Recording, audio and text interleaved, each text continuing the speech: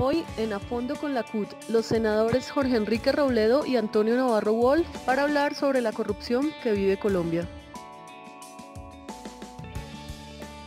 Bienvenidos al programa A Fondo con la CUT, un espacio de la coyuntura nacional que analiza temas de la realidad política, sindical, social y económica del país. Nos encuentran en nuestra página web www.cut.org.co y en nuestras redes sociales. Hoy trataremos un tema muy delicado para el país que ha permeado la mayoría de instituciones públicas y privadas y que le ha hecho mucho daño al país. Este tema es la corrupción. Para hablar de este tema nos acompaña el senador de la Alianza Verde, Antonio Navarro Wolf. Bienvenido, senador. Muchísimas gracias, ¿cómo le va? Es un placer. Senador, ¿por qué la corrupción se ha vuelto un tema tan importante en el país? Porque se pierde demasiado dinero por efecto de la corrupción. Yo he visto todo tipo de cifras. Las más grandes las dio el Contralor General de la Nación, que nos dice que por corrupción pública y privada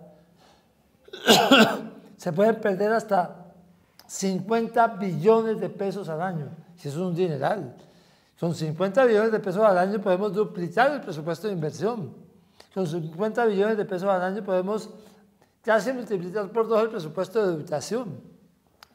Y claro, indudablemente es un tema complejo, es un verdadero entramado que si no se vuelve prioridad nacional no se va a resolver. ¿Por qué la corrupción ha pervertido las costumbres políticas? Porque en la política estamos frente a una institución ya que se llama el clientelismo, que es una doble compra y venta de votos. El candidato le compra el voto al elector, le da puestos, le da plata y le da presupuestos. Votan por él y lo eligen. Y una vez elegido, le vende el voto al gobierno. Y el gobierno le da puestos y presupuestos con los cuales consigue plata. A esos puestos y presupuestos le dicen mermelada. La mermelada es la manera en que el gobierno le compra el voto al elegido. Por ejemplo, ¿cómo creen que pasó el IVA del 19%? Porque los que votaron pasar el IVA del 16 al 19% recibieron puestos, recibieron presupuestos y recibieron ayuda del gobierno. Esa es una de las dobles circuitos de compra y venta de votos. Son esos puestos y presupuestos van de nuevo a comprar más. Pero hay otra. El contratista le da plata al candidato. El candidato es elegido alcalde o gobernador o presidente de la República. Va y le compra los votos al elegido. Lo eligen y entonces le da contratos amañados, a dedo, sin licitación, con licitaciones ajustadas a un solo proponente. Esa ruptura de ese par de circuitos de compra y venta de votos es indispensable si queremos dejar la corrupción atrás. En un nuevo escenario de fin del conflicto armado, la lucha anticorrupción, ¿qué lugar ocuparía? Yo creo que ya resolvimos, porque ya es una realidad, pese a todas las letras menudas que le están poniendo y a que dicen que van a cambiar los acuerdos si es que llega algún partido de la derecha a ganar la elección presidencial. Ya el tema del conflicto con las FARC está en vías de solución. Ya se están desarmando todos los guerrilleros, estamos llegando ya al 100% de las armas entregadas a Naciones Unidas. De manera que ese tema, que es importante, hay que darle seguimiento, pero ya está en vías de solución. Ahora hay que priorizar, volver a priorizar lo que es este clientelismo ligado a la corrupción, que es el que realmente hace que la plata, que no es suficiente nunca, alcance mucho menos, por se queda una parte de ella importante en los vericuetos de la corrupción. Pero quiero decir, no solamente es el sector público, en la corrupción también está el sector privado, Odebrecht, es una muestra, el canal de Isabel II y las inversiones que se han hecho en empresas de acueducto de alcantarillado es otra muestra, pero aquí en Colombia también. Hay empresas que tienen un presupuesto oculto, pero ahí, para comprar contratos. De manera que esto es un tema que hay que volverlo prioridad nacional si queremos resolverlo. Aparte del castigo legal a los corruptos, ¿usted cree que la opinión pública debe pasar cuenta de cobro a los corruptos? Claro, hay que hacer muchas cosas. Evidentemente hay que lograr que no pueda haber licitaciones amarradas, que tengan un solo proponente en muchas de ellas. Hay que evitar que haya clientelismo, que no se le pague el voto por puestos y presupuestos al congresista. Pero también hay que meter a la cárcel común a los que son condenados por corrupción en las cárceles especiales. Pero sobre todo hay que hacer que el gobierno y la asignación de dinero público no funcione con corrupción. Esto es indispensable. Hay que romper la manera clientelista de hacer la política. Por eso también hay cosas como la lista cerrada para corporaciones públicas, te parece que no tiene nada que ver con esto, y sí tiene que ver. Si la política no se hace individualmente, en una relación individual, elegido elector individual para cuerpos colegiados, sino que se hace colectivamente, hay mucho menos tendencia a que el clientelismo y la corrupción termine siendo el comportamiento, digamos, predominante en la elección de corporaciones públicas. Mire, uno sale a la calle y le preguntan, hermano, ¿cuánto está pagando usted por el voto? También se ha corrompido el ciudadano, el elector, o le dicen a uno de otras regiones, dame 50 barras y voto por ti. Hermano, así no se puede hacer una política sana, así no se puede hacer una elección sana. De manera que la lucha contra la corrupción es jurídica, es política, es electoral, es también de leyes que cierren los espacios para que se puedan manipular las contrataciones, y requiere sobre todo un gobierno que tenga voluntad, decisión y prioridad de luchar contra la corrupción. Frente a ese tema de la paz, de la corrupción, de la crisis económica, ¿cómo vislumbra usted la contienda electoral de este 2018? Bueno, la contienda electoral va a ser la primera posibilidad en muchos años de que alguien alternativo llegue a gobernar Colombia. No solamente con el tema de la corrupción, digo otra que tiene mucho que ver con el sector trabajador, con la formalización laboral. Es increíble que el gobierno promueva la formalización laboral y no la practique. El Estado está lleno de órdenes de prestación de servicios, de contratos tercerizados. De manera que efectivamente es la primera oportunidad en muchos años de que temas como estos se vuelvan prioridad en la agenda nacional, votando por una fuerza alternativa. Porque si votamos por los mismos que han gobernado este país desde toda la vida, pues van a hacer lo mismo. Ya nos demostraron por 150 años qué hacen y qué no hacen. Eso era de darle una oportunidad a un cambio real en la dirección del Estado colombiano. Además de las que ha enumerado, ¿qué otro tipo de medidas se pueden adoptar para ponerle fin a la corrupción? Liderazgo comprometido con el tema, eso es esencial, liderazgo, y el liderazgo más importante es el presidente de la República. Yo le puedo decir, con la autoridad que me da haber sido gobernador y haber sido alcalde de mi región y haber gobernado sin corrupción y sin clientelismo.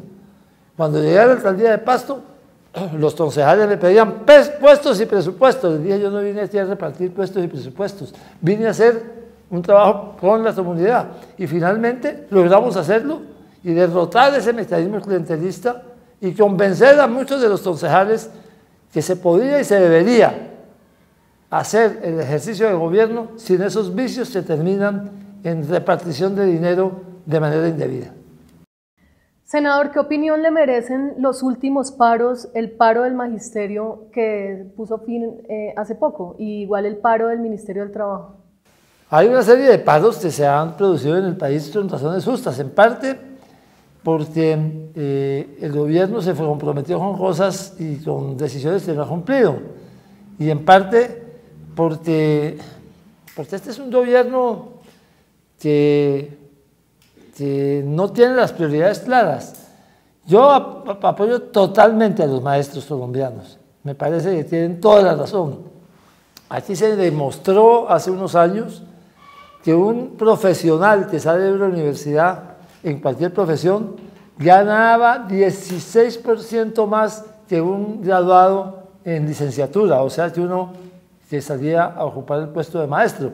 Entonces, evidentemente, si hay una diferencia de salarios del 16% entre un profesional cualquiera, un abogado, un ingeniero, un profesional común y corriente, con un maestro, pues estábamos ante unos maestros que no están pagados ni siquiera con el promedio del mercado. Así que hacer paro para que haya más inversión para la educación, para que haya jornada única, para que haya mejores salarios y nivelación salarial para los maestros, para que el sistema general de participaciones incluya los dineros que la educación necesita, es invertir en Colombia.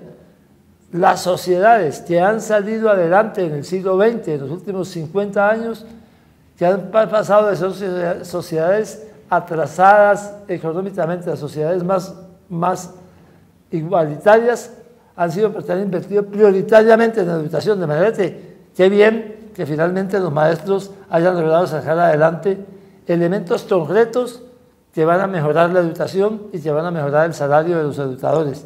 Ahora hay que hacer que se cumpla todo esto, porque claro, el gobierno firmó compromisos que van a ser para el próximo gobierno.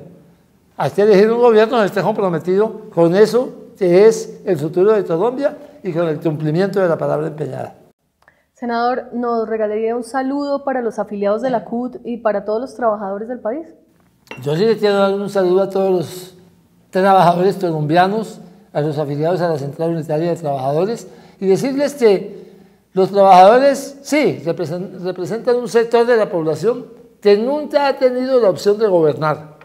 Creo que es hora de que una visión del país, una visión de la sociedad colombiana que incluya de verdad las aspiraciones y los reclamos de los trabajadores se vuelva gobierno, para que podamos resolver las cosas desde el gobierno y no oponiéndonos al gobierno y dándole el pulso a la fuerza, sino ejerciendo realmente un gobierno democrático para todos desde el poder.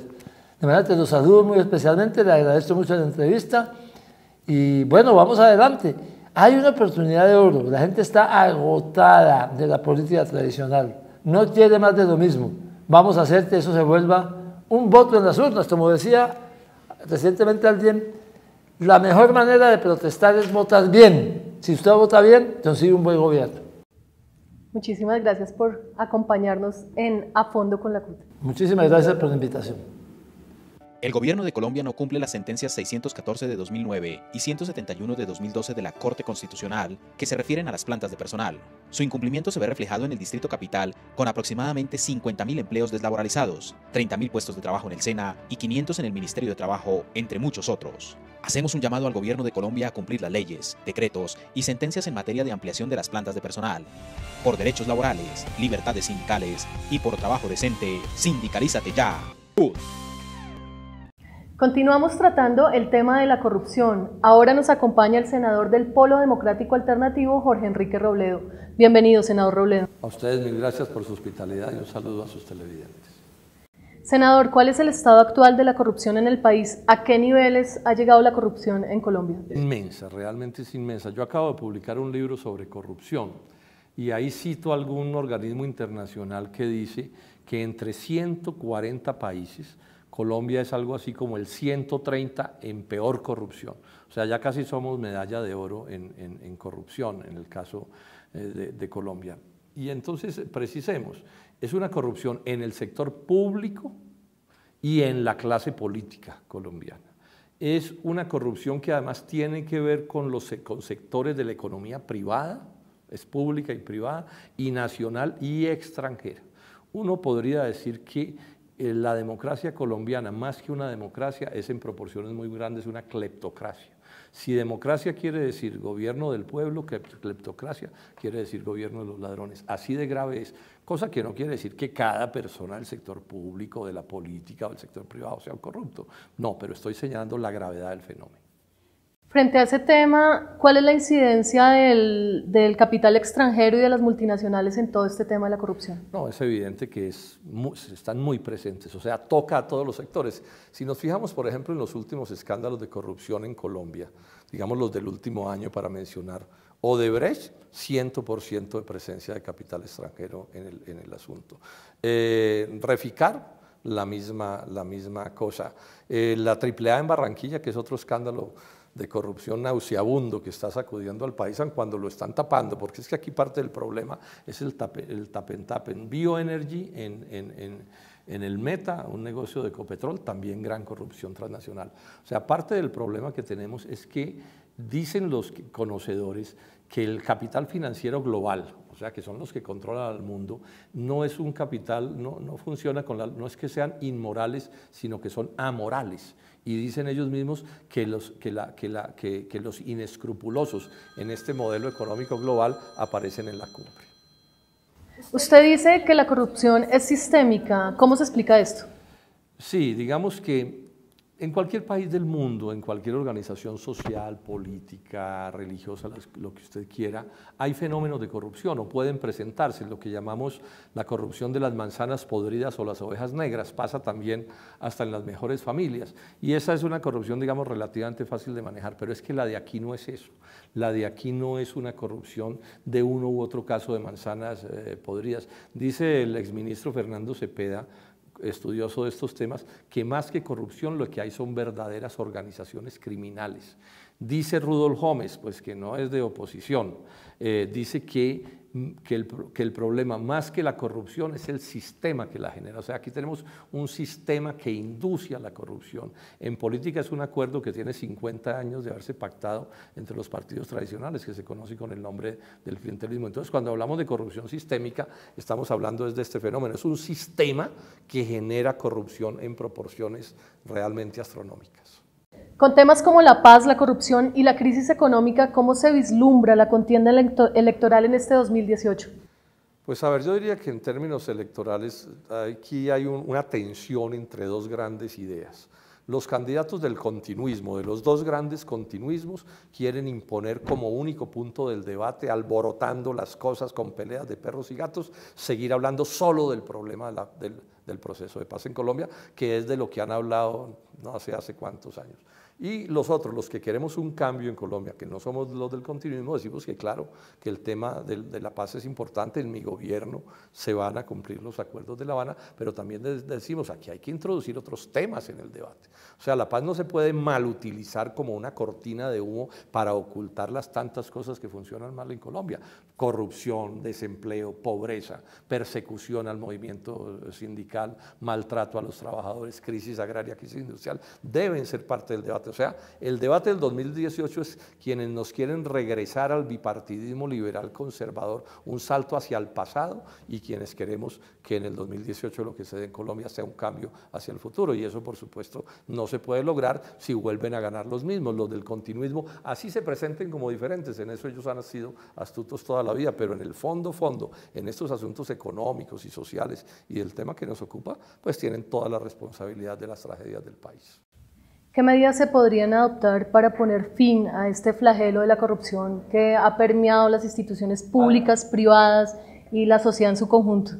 Hay medidas que pueden tomarse. De entrada, por ejemplo, hay una cosa que hay que hacer.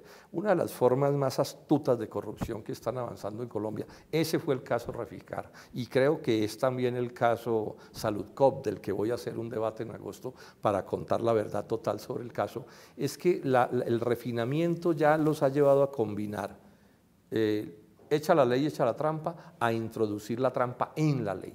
Esto es de una gravedad inaudita, entonces medidas hay que tomar, pero la primera medida es derrotar a los responsables de las tragedias nacionales. Es que Colombia es como es, en cualquier sentido que usted lo mire, un país que por acción o por omisión, o por lo que hicieron o por lo que no hicieron, somos así porque así es como han dirigido el país quienes lo han gobernado en los últimos 50 años. No se dejen echar cuentos, miren nombres, miren apellidos, miren relaciones, miren ministros y presidentes y verán que hay una especie como de relación incestuosa, de contubernio de los unos con los otros. Entonces cualquier cambio del país tiene que empezar porque no vuelvan a ganar los mismos, pues para que no siga pasando lo mismo.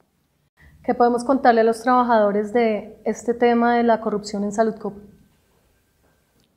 ¿Cuál es el caso de Saludcop? Es un negocio en el que se le va a transferir a unos personajes 5 billones de pesos al año. Es el más grande negocio de la historia del país y ha sido un negocio montado sobre el ocultamiento, montado sobre un pacto de confidencialidad, sobre el secretismo, con unos personajes que no han podido demostrar tener la capacidad para el asunto. O sea, que aquí estamos corriendo el riesgo de salir de Guatemala a Guatepeor en unas condiciones de favoritismo inaceptables, con la tesis falaz de que ese es un negocio entre privados. ¿Qué tal el cuentico que se inventaron? Que dice que el negocio es entre privados y que no puede asomarse nadie. Esto ha sido tan grave que la propia Procuraduría los glosó duro, ¿sí? y que, digamos, hay acciones legales que están todavía andando. Los detalles del asunto, repito, los voy a contar o los vamos a contar el primero o el segundo martes de agosto en un debate en el Senado, pero es de los hechos más escandalosos que haya sucedido en Colombia en los últimos años. Senador, ¿qué opinión le merecen los últimos paros que vivió el país, el sector estatal, el paro del magisterio, el paro de Mintrabajo, de los trabajadores del Ministerio del Trabajo? Pues uno siempre preferiría que estos movimientos resultaran ser innecesarios, pero lo cierto es que las pésimas políticas del presidente Santos empuja a la gente hacia eso, los obliga. Si uno mira el caso de FECODE, para poner un ejemplo, el caso del Ministerio del Trabajo, que ha sido muy doloroso, el Chocó, Buenaventura, todos son reclamos y reclamos de la gente hasta que la gente la llevan a la movilización. Pero además estoy muy admirado por la capacidad de los colombianos en la lucha. Realmente fue emocionante ver a los maestros, a las negritudes de la costa pacífica, a los trabajadores del Ministerio del Trabajo con todo valor civil, patriotismo, actitud democrática, civilizada, pacífica, reclamando. Y lo cierto es que además se obtuvieron logros muy importantes. Yo creo que un país no es democrático de verdad, sino es respetuoso del reclamo de los sectores de trabajadores, y más cuando la política en Colombia es tan corrupta que en buena medida ganan el poder no porque tengan la razón, sino porque en la práctica se imponen a la brava. Senador, ¿usted podría darle un mensaje, un saludo a los trabajadores y a los afiliados a la CUT? Sí, un saludo pues muy cariñoso y muy especial a las trabajadoras y a los trabajadores de la CUT, bueno, y en general a todos los trabajadores colombianos. Mi saludo muy especial, porque además yo soy de los que creo en cosas que son obvias. Un país no puede funcionar sin gerentes, claro, pero tampoco puede funcionar sin trabajadores. Y en Colombia, quienes nos han gobernado han transmitido una idea que a mí me molesta mucho, ¿no? Que es la idea de presentar a los trabajadores como unas especies como casi que de indeseables, ¿no? Lo mismo que hacen con los vendedores ambulantes, ¿no? De maltrato, cuando por supuesto que lo que Colombia necesita es un gran acuerdo nacional, una coincidencia que pueda incluir inclusive a los empleadores, pero por supuesto a los trabajadores también, buscando un país en que las cosas prosperen, y eso tiene que empezar por respetarles a los trabajadores sus derechos y por admirarles y reconocerlos, que sin ellos no tendríamos nada. O sea, Colombia es como un gran barco, digo yo, en el que vamos todos, donde hay camarotes y hay desacuerdos, pero no vamos a salir adelante si no somos capaces de respetar a cada uno de los miembros de los camarotes y particularmente, en el caso que nos ocupa, respetar y atender los reclamos de los trabajadores con toda prontitud y con todo respeto. Muchísimas gracias por acompañarnos en A Fondo con la CUT. A ustedes muchas gracias.